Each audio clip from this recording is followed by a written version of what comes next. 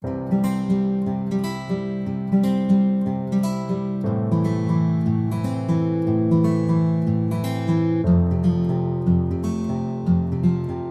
nuestras revisiones de tema. Antes, un especial agradecimiento al doctor Johan Orozco, médico anestesiólogo de la Clínica Versalles, quien sirvió como tutor para la orientación y el desarrollo de esta revisión. Entonces, el contenido de temas que vamos a tratar el día de hoy, empezaremos con unas definiciones y sobre cuál es el impacto de la calidad en la atención. Posteriormente mencionaremos los hitos históricos más relevantes, así como sus referentes teóricos. Pasaremos a hablar entonces de la inseguridad en el quirófano, de los riesgos y qué estrategias, digamos, tenemos para su mitigación. Y finalmente, concluir pues con algo breve en relación a la perspectiva futura, en dónde estamos y hacia dónde hay que apuntar, y finalizar con unas conclusiones. Entonces, para dar inicio a la parte de las definiciones, el riesgo se define como la posibilidad de que un incidente, un evento adverso ocurra. Una complicación es un daño o resultado clínico no esperado, no atribuible a la atención en salud, y que digamos que la mayoría de veces es un escenario que ocurre como desenlace de las condiciones médicas propias del paciente o de la evolución de la enfermedad. El incidente entonces es un evento que pudo haber causado un accidente o lesión o enfermedad, y un evento adverso es una lesión que se presenta durante la atención en salud y que produce una discapacidad. Vemos entonces que el error corresponde a un fallo en completar una acción o como lo habíamos planeado o bajo el empleo pues, de un plan incorrecto para llevar a cabo pues, dicha acción. Aquí este concepto de calidad de la atención se puede resumir en hacer lo correcto en el momento adecuado y de la manera correcta.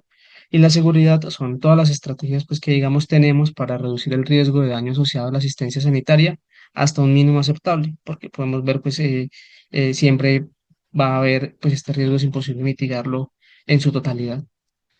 Entonces, este artículo nos habla del abismo mundial que existe en la calidad de la atención sanitaria y nos establece que en países de bajos y medianos ingresos, cada año se producen entre 5,7 a 8,4 millones de muertes secundarias a atención de mala calidad.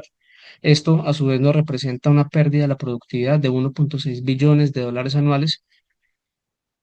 Este otro artículo nos habla pues de la mortalidad debido a sistemas de salud de mala calidad a nivel mundial.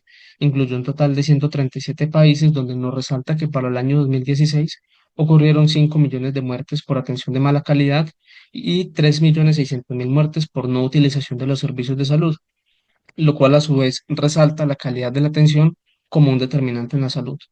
Podemos además observar en el mapa de calor que en países como Colombia la mortalidad asociada a la atención de mala calidad fue de 7 a 52 muertes por cada 100.000 habitantes, y que cuando se compara con otros países latinoamericanos, pues digamos que fue significativamente menor. Esto obedece también a que Colombia pues desde el siglo de pasado también ha implementado pues algunas estrategias en relación a mitigar los riesgos y a fomentar la seguridad del paciente. Listo. Para hablar de los hitos históricos, empezamos en 1848 con la muerte de Hannah Grenner, que fue una paciente de 15 años que falleció durante la realización de una onicectomía, aunque otros autores describen que fue una amputación del primer dedo. Esta muerte, pues digamos que nos realiza una descripción de la toxicidad de los anestésicos inhalados, y este caso es notable porque fue una de las primeras muertes registradas al uso de la anestesia general con cloroformo, el cual fue un anestésico que había sido introducido recientemente para la época. Llevó a su vez a una mayor investigación y a una regulación en el uso de los anestésicos. Posteriormente, para 1954, se realizó la publicación de este estudio por parte de Bisher y Todd, el cual nos habla de las muertes asociadas con la anestesia y cirugía.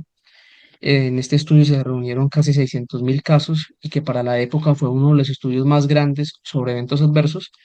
Se encontró entonces que medicamentos como el curare, el éter y el ciclopropano fueron los medicamentos mayor asociados pues con eventos adversos, y nos relata también que ocurrió una muerte por cada 1.500 eventos adversos. Para 1963 ocurre la explosión de ciclopropano en un hospital infantil en Chile, el Hospital Manuel Arriarán.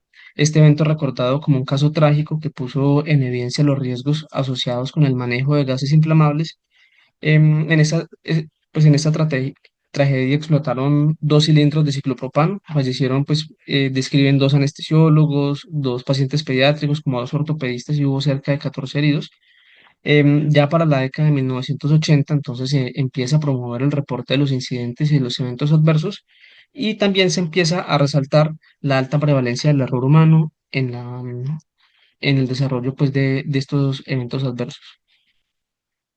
Bueno, pasando a la parte de los referentes históricos, salió a la luz en 1999 una de las publicaciones, digamos que más influyentes sobre seguridad en salud, denominado Raros Humano, el cual plantea la situación como una problemática de salud pública y da pie como para el inicio pues de la creación de diferentes organizaciones en pro de la seguridad del paciente. El estudio nos describe que para la época se presentaron 100.000 muertes anuales por errores del personal de salud y del sistema de atención y se consideró el error humano como una causa significativa de daño y muerte. Adicionalmente, pues se resaltó que el error no es como tal un fallo en un individuo, sino que es un fallo en todo un sistema, como ya lo vamos a ver más adelante. Por otra parte, este estudio reconoce la anestesiología como un área de mejoría en la calidad de la atención, porque podemos ver que desde la época, pues desde esa época se demostraron grandes mejoramientos en torno a la seguridad del paciente. Ellos citan que se disminuyó la mortalidad de causa anestésica de una muerte por cada 5.000 anestesias en 1980 a una muerte por cada 300.000 anestesias en 1999. Listo. Ya para el año 2000 se realizó una publicación por parte de James Reason sobre los modelos y el manejo del error humano. Él plantea entonces el modelo del queso suizo, el cual considera que un incidente crítico no es un evento aislado, sino que corresponde a la sumatoria de una amplia variedad pues, de fallas en el sistema, como factores condicionantes, fallas humanos, factores incluso gubernamentales, en donde pues digamos que se puede concluir que la presencia de un solo agujero en cada uno de los cortes pues de este suizo normalmente no representa o va a repercutir en un mal desenlace, sino que requiere la alineación pues de todos los demás agujeros para que éste se presente. Adicionalmente menciona en su texto que si bien no podemos cambiar las condiciones, bueno, la condición humana, sí podemos cambiar las condiciones en las cuales trabajamos. Entonces, acá también él resalta la importancia de realizar un enfoque sistemático en la búsqueda del error, intentando pues abordar el error como digamos, modelo multinivel. Ya para el año 2008 se realizó la publicación de este tratado denominado la cirugía segura salvavidas por parte de la Organización Mundial de la Salud, el cual nos plantea tres pilares clave. Perdón. Por una parte, propone la implementación de, perdón, ¿qué me está pasando? Por una parte, propone la implementación de listas de verificación quirúrgica como una herramienta estandarizada, la cual debería implementarse antes de la inducción anestésica, antes de la incisión y antes de que el paciente salga del quirófano.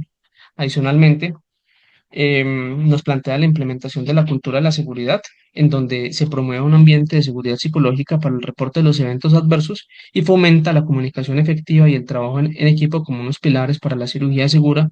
Y finalmente nos habla de la medición y de la mejora continua, basado pues en sistemas de implementación para pues que nos mire cómo estamos de resultados y cómo se pueden optimizar. Entonces, esta pues, es la lista de chequeo que desde el 2008 publicó la Organización Mundial de la Salud, donde evalúa pues, varios parámetros y muchos de estos ítems, digamos que son recalcados cuando el paciente ingresa, cuando el paciente, antes pues, de ser propiamente intervenido. Todo esto, pues, nuevamente con el fin de realizar como un chequeo cruzado y rectificar pues, la información aportada pues, por el paciente. Entonces, los efectos de la implementación de la lista de chequeo fueron constatados posteriormente para el año 2010, donde se publicó este artículo, el cual fue un estudio prospectivo que incluyó 1.750 pacientes y comparó el antes y el después de la implementación de la lista de chequeo. Entonces, fue un estudio multicéntrico que incluyó tanto países en vía de desarrollo como países desarrollados, y el principal resultado es que se empieza a ver una reducción en cualquier complicación pues, de las que ellos evaluaron, incluida la muerte, incluida infección del sitio operatorio e incluida sangrados de más de 500 centímetros cúbicos. Aquí podemos ver entonces cómo este estudio de cohortes nos muestra el impacto que tuvo la implementación de la lista de chequeo en torno a la mortalidad. Vemos entonces que fue un estudio que incluyó 25.513 adultos sometidos a cirugía no ambulatoria desde el 2007 al 2010. Su principal hallazgo fue una reducción en el 15% de la mortalidad. Sin embargo, se encontró que fue un hallazgo fuertemente relacionado con la adherencia a estas listas de chequeo, ¿cierto? Entonces, el estudio compara la adherencia parcial, la no implementación o la adherencia completa, encontrando que solamente hubo una diferencia estadísticamente significativa cuando la adherencia fue completa. Eso, pues, en términos de mortalidad.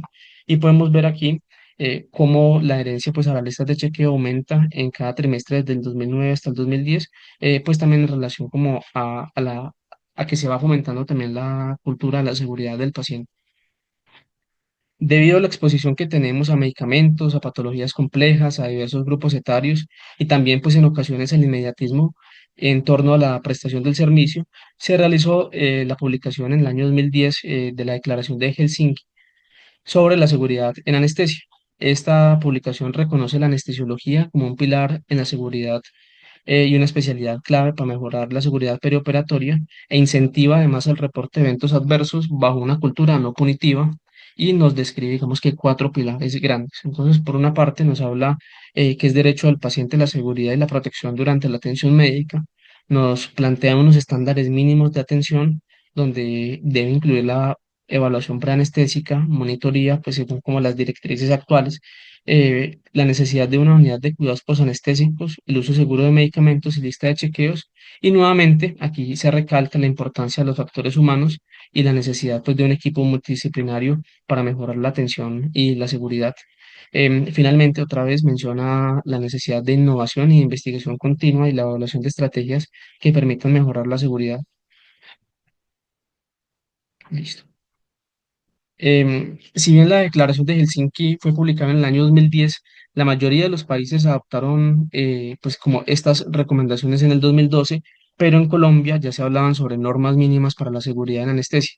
Entonces, la primera versión de este compendio fue publicada en 1984, luego se revisó en el 2009 y en el 2015 y básicamente nos habla sobre las normas mínimas que debemos tener en torno del talento humano, la dotación de quirófanos, las salas de recuperación, los protocolos de vigilancia en el transoperatorio e insiste nuevamente en la notificación de eventos adversos y la necesidad de un sistema de registro electrónico.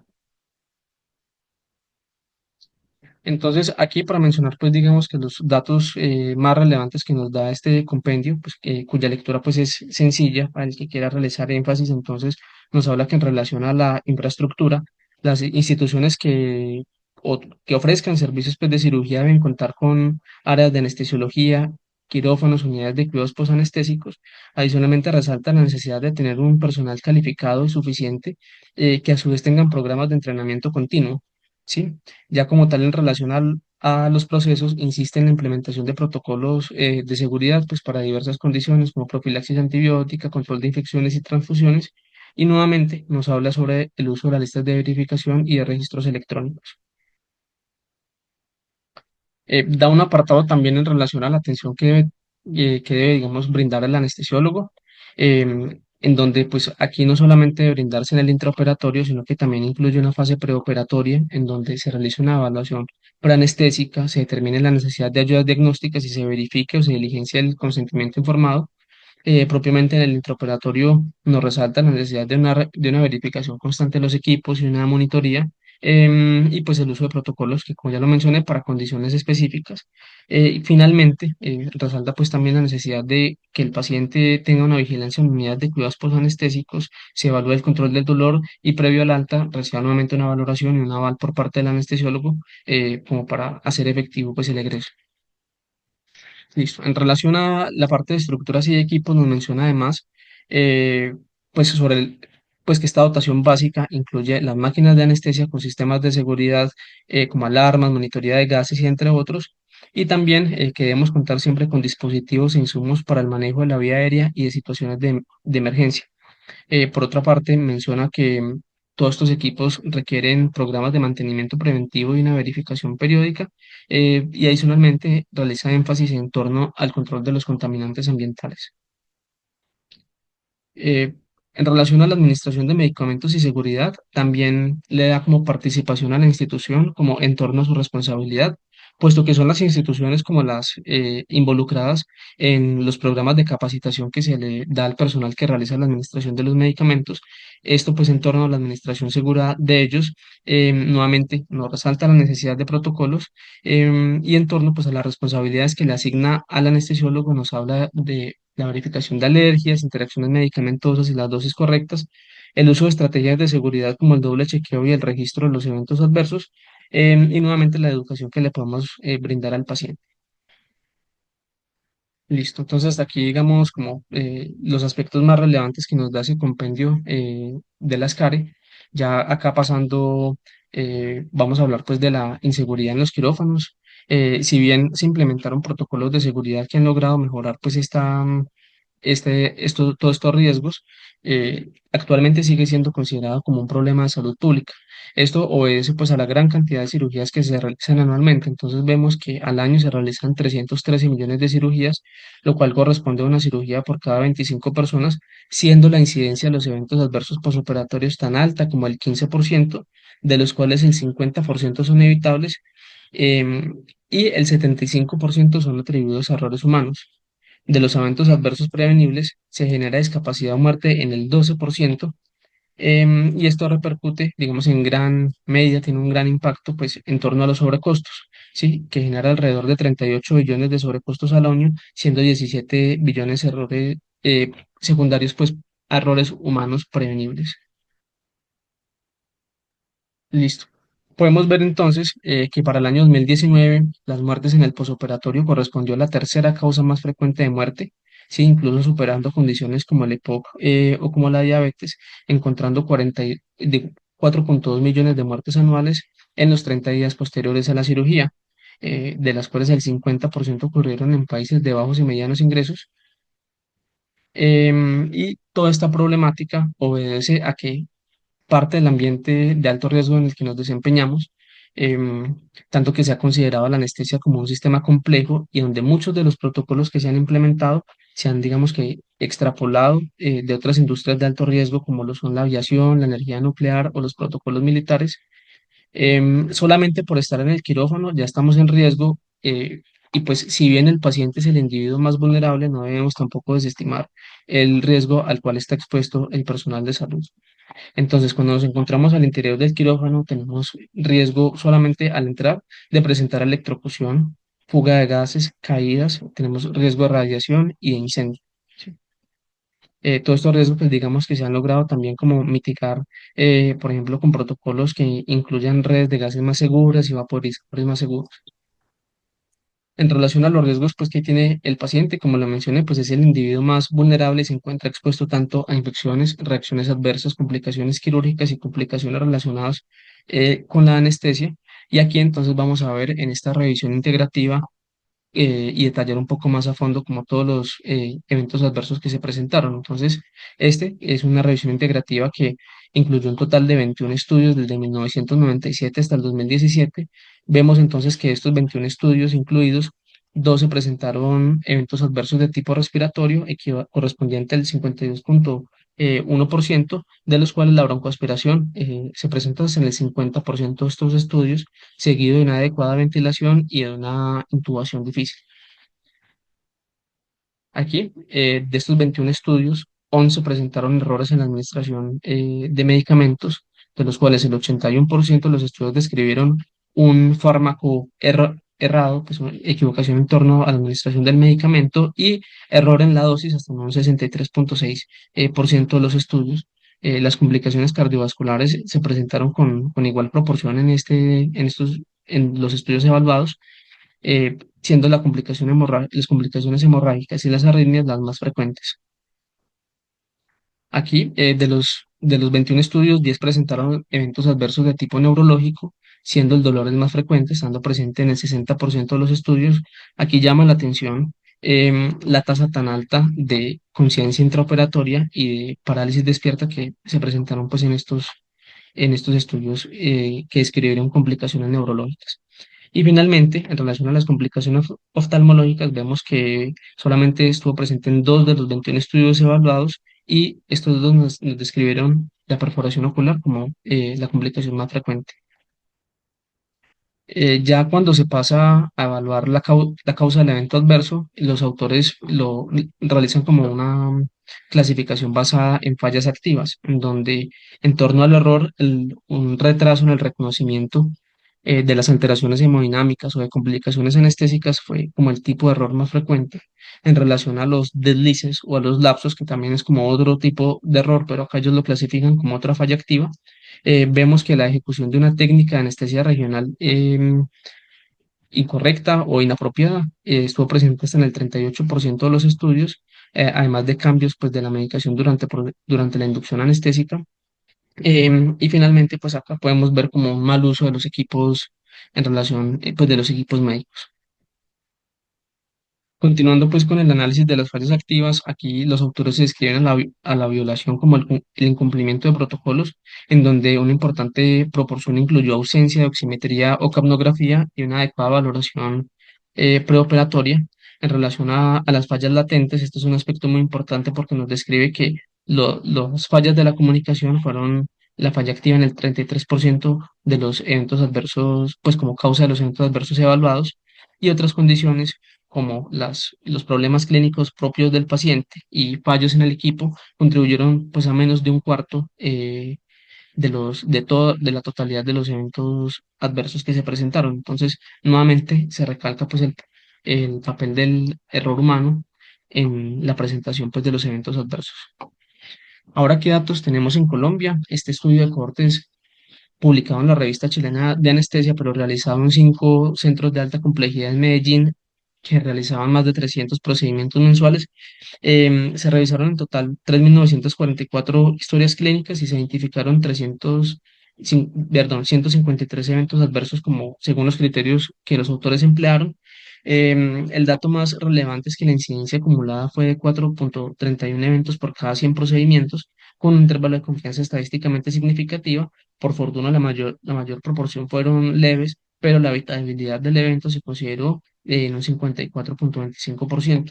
Aquí a la derecha podemos ver las características de los pacientes que presentaron los eventos adversos. La mayoría fueron mujeres, más del 50% tuvieron un estado físico, según la clasificación ASA, de más de 2.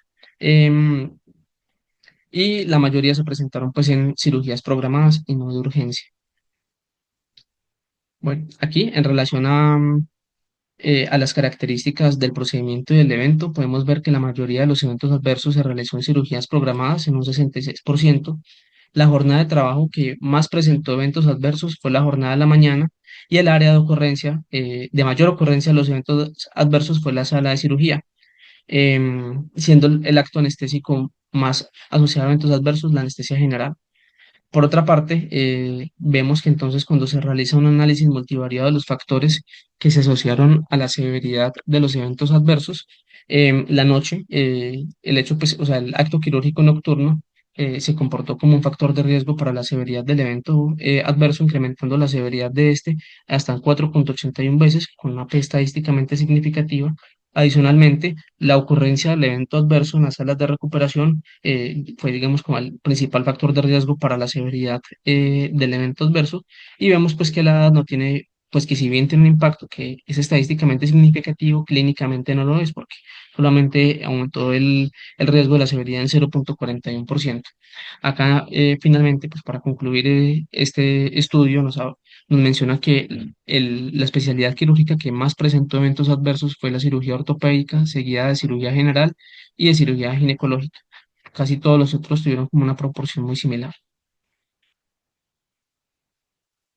Aquí, para hablar entonces, como qué estrategias nos han permitido disminuir o mitigar el daño asociado a cirugía, vemos entonces que en esta revisión sistemática incluyó 91 pacientes, pero solamente 9 ensayos clínicos aleatorizados, no se realizó metaanálisis. Incluyó también 83 estudios observacionales, lo cual pues ya eh, nos genera como una alta posibilidad de sesgos, y se incluyeron pacientes llevados a múltiples intervenciones quirúrgicas, en donde se incluyó cirugía vascular, ortopédica, procedimientos ambulatorios, pues lo pueden ver acá. Entonces nos da como tres hallazgos principales. El primero es en relación al talento humano. Vemos aquí que en este estudio citan que si pues que si médicos de la unidad de cuidado intensivo pasan ronda, se disminuye la posibilidad de sepsis en un 44%, con un intervalo de confianza significativo. Y lo otro es en relación como al talento humano. No tenemos ellos para... Vemos Bueno, entonces que el besito. personal de Hablamos. enfermería formado Chao, y chao. en adecuada proporción logra una disminución del 5 al 10% de la mortalidad, con valores de P también estadísticamente significativos. Aquí, en relación a la subespecialización quirúrgica, vemos que las intervenciones colorectales realizadas por subespecialista muestran una disminución en la tasa de eventos adversos del 5,9%, de la mortalidad en un 10,4%, y en la estancia hospitalaria de hasta pues, de un promedio de 16 días. ¿Sí? Acá en este otro apartado se mostró pues, que disminuye la tasa de infección de la herida en un 9%, pero pues no citan como su impacto pues, estadístico. Y finalmente, otra vez se recalca la implementación de las listas de chequeo como una estrategia que nos mostró disminuir la mortalidad en un 15%, con un intervalo de confianza significativo, una disminución en la tasa de infección de la herida de 2,8% y en la necesidad de reintervención en un 0,6%. Aquí, pues, como para mencionar algunas estrategias que nos han permitido mitigar, pues, todos estos eventos adversos que ya mencioné. Vemos, pues aquí quiero resaltar como la importancia de la comunicación en circuito cerrado, puesto que las fallas y las falencias en la comunicación se consideró la principal causa raíz de los eventos Centinela en un análisis que se realizó desde 1995 hasta el 2006. Por tanto, se ha visto que dirigirse a los miembros del equipo por su nombre y confirmar la recepción del mensaje y al finalizar una tarea nos permite prevenir errores y no solo eso, sino también aumentar la velocidad y la eficiencia con la que se cumplen las tareas.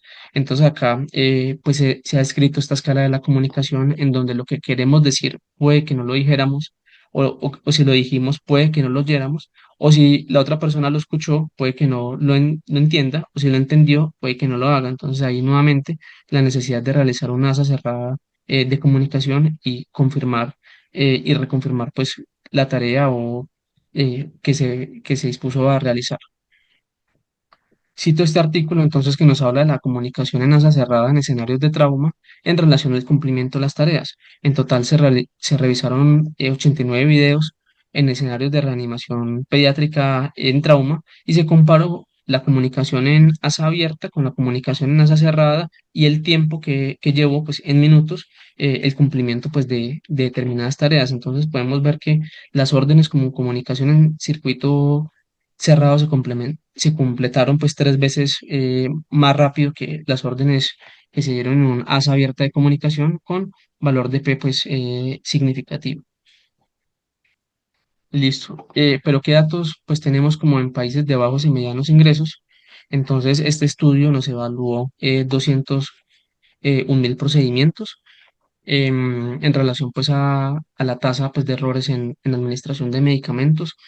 1.006 incidentes, de los cuales el 30% correspondieron a errores en la administración de medicamentos.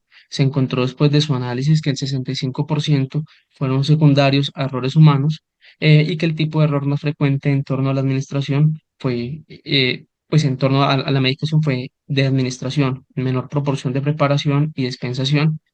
Y los medicamentos más frecuentemente involucrados fueron los relajantes neuromusculares seguidos de los opioides. Aquí en esta revisión sistemática se resaltan las intervenciones que permitieron reducir como los errores asociados a la medicación en anestesia. Entonces, esta revisión sistemática nos incluye 8 estudios entre 1990 y 2020 y nos evalúa 3 tipos de intervenciones. Entonces, por una parte, las intervenciones multimodales que incluyó sistemas de códigos, reorganización del equipo de trabajo, mejoría de las etiquetas, jeringas prellenadas y sistemas de registro automatizados. La otra estrategia fue únicamente el uso de etiquetas codificadas por colores de forma aislada. Y la otra parte pues fue en torno a la educación, ¿sí? A ellos se les realizó sesiones educativas sobre errores de medicación y estrategias de prevención. Entonces se encontró una reducción en la tasa de error de administración de medicamentos acá, dentro de los 6 estudios evaluados, que osciló del 21 al 35%. En relación a la mejoría del etiquetado se encontró también una reducción, pero con un valor de P que no es significativo, y a las medidas educativas pues no hubo como un impacto en términos de mitigación del error en la administración. Ya pasando pues como tal a los riesgos a los cuales estamos expuestos como personal de la salud, tenemos entonces riesgos ergonómicos, psicológicos, biológicos, estructurales y también por agentes físicos. Entonces quiero hacer como una mención especial a la parte de los riesgos psicológicos porque son varios los factores que han contribuido también como al desarrollo de error. Entonces, aquí, este estudio nos habla sobre la prevalencia del burnout y depresión y qué asociación tiene con la seguridad, pues con los estándares de seguridad y de práctica. Se realizó una encuesta que fue pues como 3.500 residentes, pero lo contestaron casi la mitad, en donde se encontró que el 41% tienen patrones de alto riesgo de burnout. El 22% se le encontraron síntomas de depresión y hasta un 17% tuvieron alto riesgo pues de ambas condiciones. Por otra parte, un aspecto pues muy importante en nuestra especialidad, y se ha descrito pues como con detalle el abuso de sustancias en los anestesiólogos. Entonces, digamos que en general el riesgo para los médicos de presentar un patrón de abuso de sustancias a lo largo de la vida es del 10 al 14%. Sin embargo, la incidencia en anestesiólogos se ha visto que puede ser de 2,7 veces más alta, con una prevalencia pues en este gremio que oscila del 0,86 hasta el 2%. Entonces podemos ver pues que no es despreciable. Em, Aquí para hablar pues del impacto que ha tenido la fatiga en los anestesiólogos. Entonces podemos ver que existe una gran variación de prevalencia que puede ser tan alta como el 84%, pero esta gran variación está relacionada con los patrones de trabajo y también relacionada con las condiciones en las cuales pues nos desempeñamos. Entonces, este estudio nos resalta varios datos importantes. El 2,7 de los inci- el 2,7% de los incidentes críticos se ha relacionado con fatiga. Hasta el 86% de los anestesiólogos afirmaron haber cometido un error atribuido a fatiga, y la fatiga en el anestesiólogo aumenta 4 veces el riesgo de cometer algún error relacionado con la administración de medicamentos, y durante turnos nocturnos nos aumenta 6 veces el riesgo de realizar una punción dural. Si bien se han descrito pues una gran cantidad pues como de efectos sistémicos de la fatiga, aquí quiero resaltar los efectos cognitivos en donde, como pueden ver, todos estos pues, nos impactan como en la capacidad de resolver problemas, van a afectar pues, la capacidad de manejar crisis, problemas, digo, y pues la comunicación efectiva también. Dando continuidad, pues debemos mencionar también el impacto de la cirugía nocturna en la mortalidad y la morbilidad. Este entonces es un estudio retrospectivo multicéntrico que evaluó un total de 377.000 pacientes. El 92% de las cirugías involucradas fueron cirugías diurnas, el 8% nocturnas, y de las que se realizaron en horario nocturno, el 60% no fueron de urgencia o emergencia. Aquí la exposición fue la cirugía nocturna. Pues el criterio que ellos emplearon para definirla fue la cirugía entre las 5 de la tarde y las 7 de la mañana, y se encontró entonces mayor riesgo de mortalidad a 30 días, del 3,4% versus el 0,9% de las cirugías diurnas, con un OR y un intervalo de confianza estadísticamente significativo. También se encontró mayor incidencia de complicaciones, y mayor tasa de transfusión sanguínea, como pueden ver, pues sus respectivos intervalos de confianza y valores de P. Aquí, continuando con la parte de los riesgos psicológicos, cuando ocurre un incidente o un evento adverso, no solamente se ve afectado al paciente, sino que también se ha mostrado cómo nosotros, como personal de salud, nos vemos afectados a estos eventos adversos. Entonces, esto es denominado pues el efecto de segunda víctima. Incluso hay una categoría de efecto de la tercera víctima, que es la institución que presta el servicio de salud, en donde se considera, en donde pues los daños son más asociados como a la reputación, derivado pues de este incidente.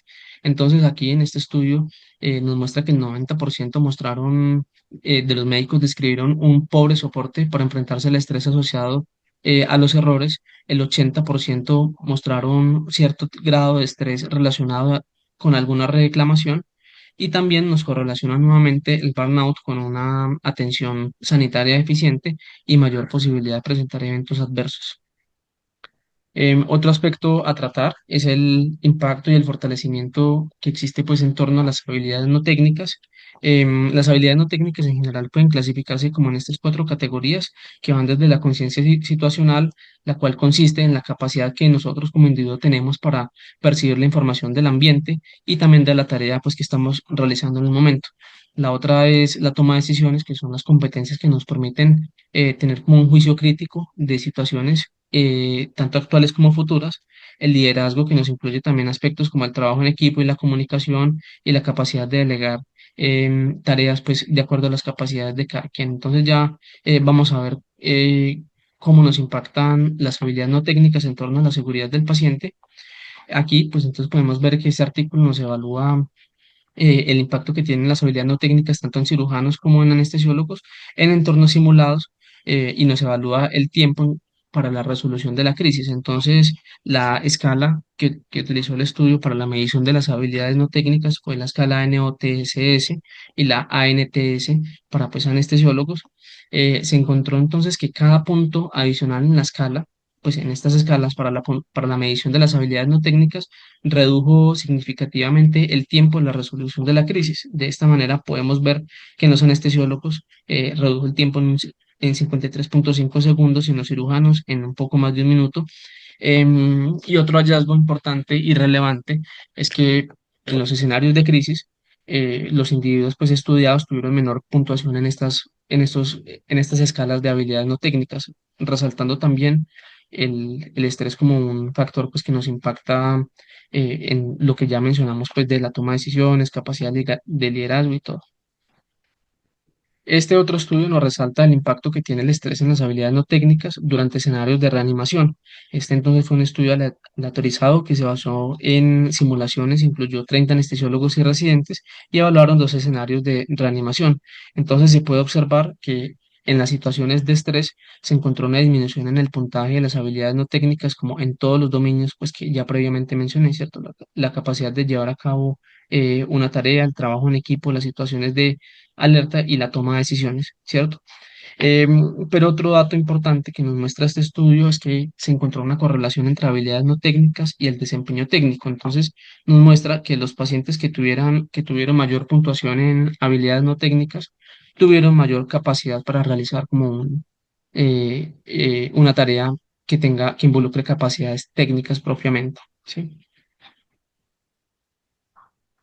Entonces, como vemos que las situaciones de estrés nos disminuyen las habilidades no técnicas, se realizó pues un estudio que evaluó la implementación de las listas de chequeo en escenarios de crisis, en donde ha mostrado disminuir hasta un 75% la omisión en pasos críticos necesarios para resolver un evento crítico, ¿sí? Em, y ya, pues para ir finalizando, podemos hablar entonces de las perspectivas actuales y futuras. Entonces, este libro de Seguridad uno y Seguridad 2 nos representa dos enfoques y paradigmas distintos para la gestión de la seguridad en sistemas complejos como el nuestro. Entonces, tenemos que, digamos, actualmente estamos en este enfoque de Seguridad uno que es basado principalmente en evitar lo malo. Este enfoque de Seguridad uno ha sido el enfoque tradicional de la seguridad, donde el principal objetivo radica en evitar fallos, accidentes o eventos adversos, y está basado principalmente en la idea de que la seguridad es la ausencia de accidentes e incidentes, y se basa como en la premisa también de actuar cuando algo va mal, ¿cierto? Entonces la tendencia ahorita es a virar hacia este otro concepto que es la seguridad 2, en donde en vez de evitar lo malo tenemos que fomentar lo bueno, ¿sí? Aquí este es como un enfoque más proactivo y resiliente, ¿cierto? Que no solo busca evitar fallos en el sistema, sino también mejorar el funcionamiento pues, de todo este sistema y se basa en la idea de que la seguridad se logra cuando las cosas salen bien con regularidad, ¿sí? Entonces, acá, como mensaje, hacer que la mayor cantidad de cosas posibles salgan bien, es como el resumen de este concepto pues, al cual debemos girar.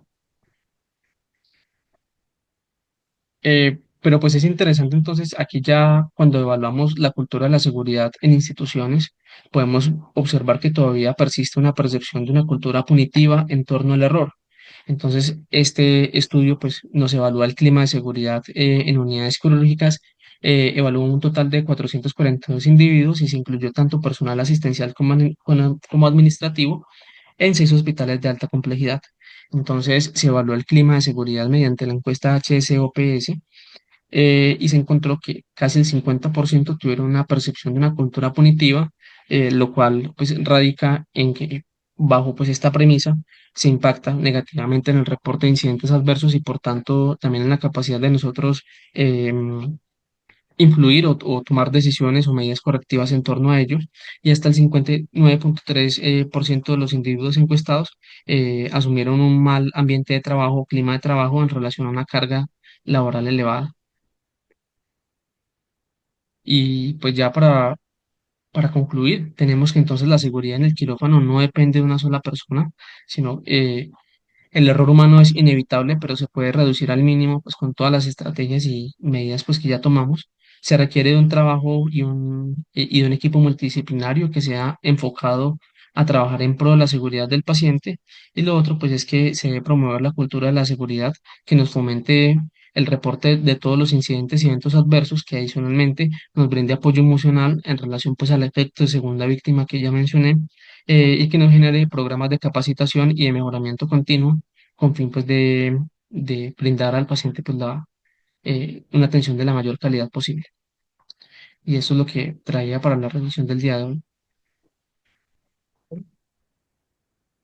Muy bien, Alejandro, muchísimas gracias. Quiero ceder la palabra al doctor Orozco, al tutor, y luego si alguien más de los asistentes tiene comentarios o preguntas que tengan nuestros residentes o demás asistentes. Y luego pasaremos a los comentarios finales. Muy buenas noches, ¿cómo están? Bien, doctor Orozco, buenas Muchísimas, noches. Qué gusto tenerlo acá. muchísimas gracias por la invitación. De antemano les quiero pedir mil disculpas porque estoy en proceso de extubación de un paciente, Ya. pero quisiera, pues digamos, una intervención muy cortica, pues en aras del tiempo. Muy bien, doctor Luis, pues por la presentación digamos, fue buena, pues tuve el placer de ser partícipe del proceso de armado de la misma.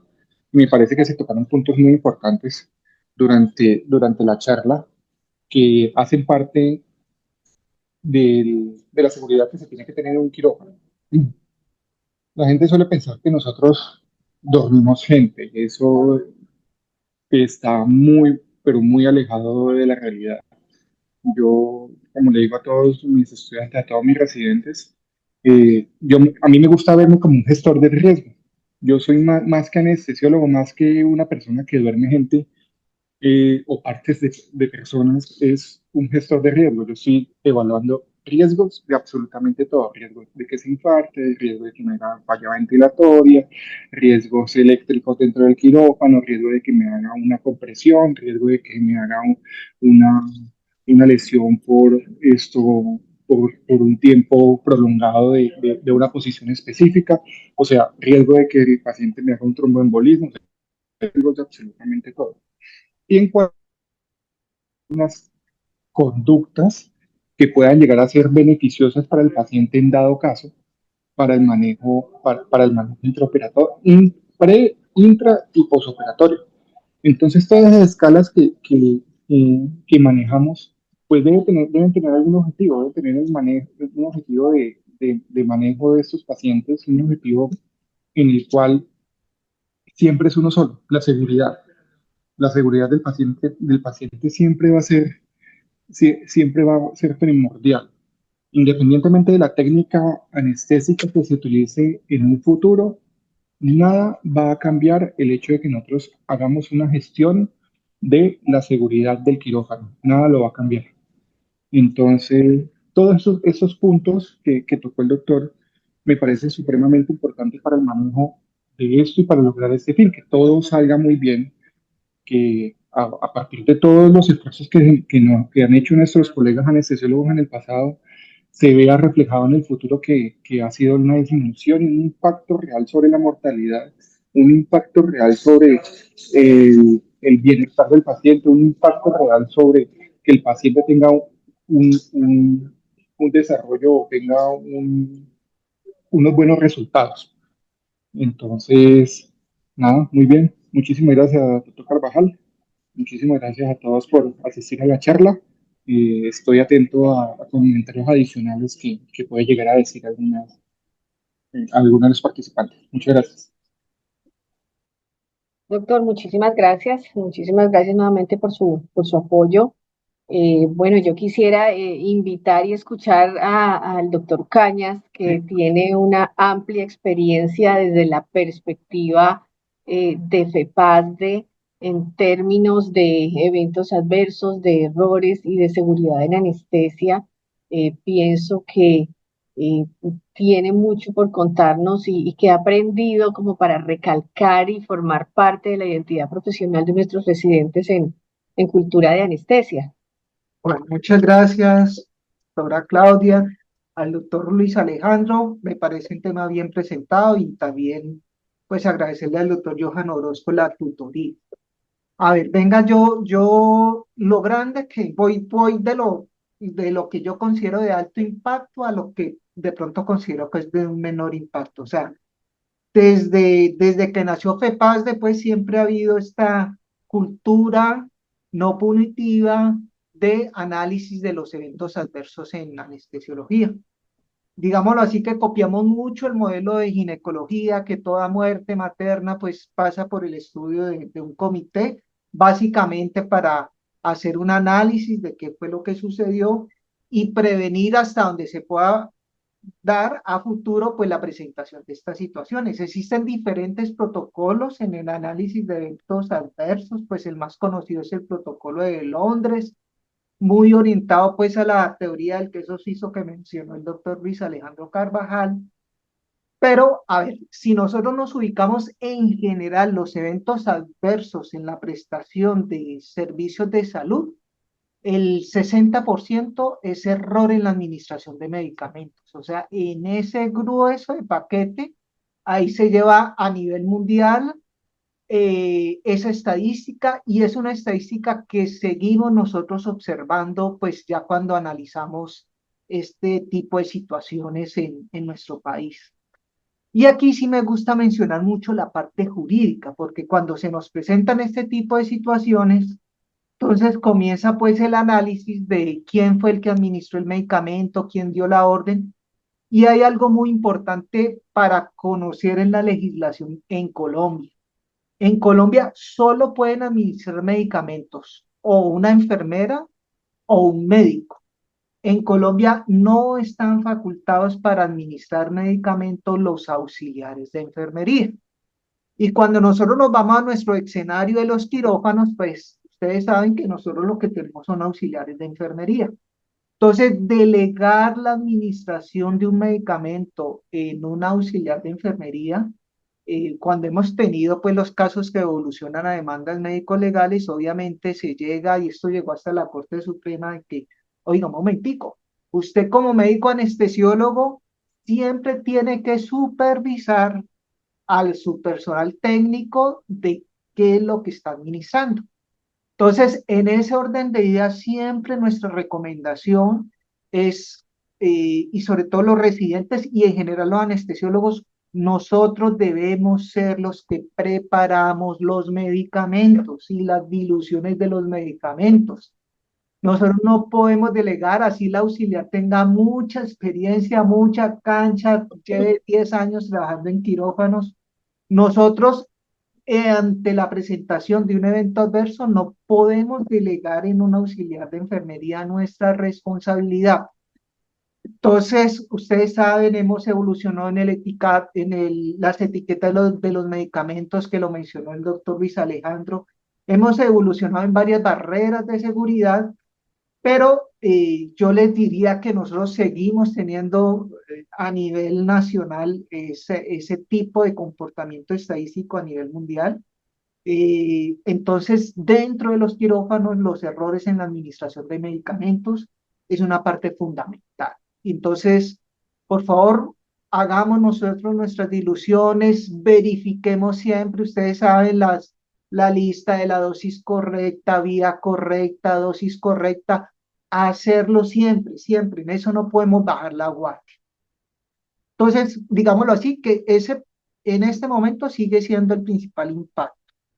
El segundo impacto, las unidades de recuperación posanestésicas. Entonces, ahí tenemos otro cuello de botella importante. Ustedes deben conocer que el único documento que tiene validez legal es la historia clínica. Y para bien o para mal, pues las autoridades judiciales han conocido nuestros documentos de normas mínimas de seguridad en anestesia.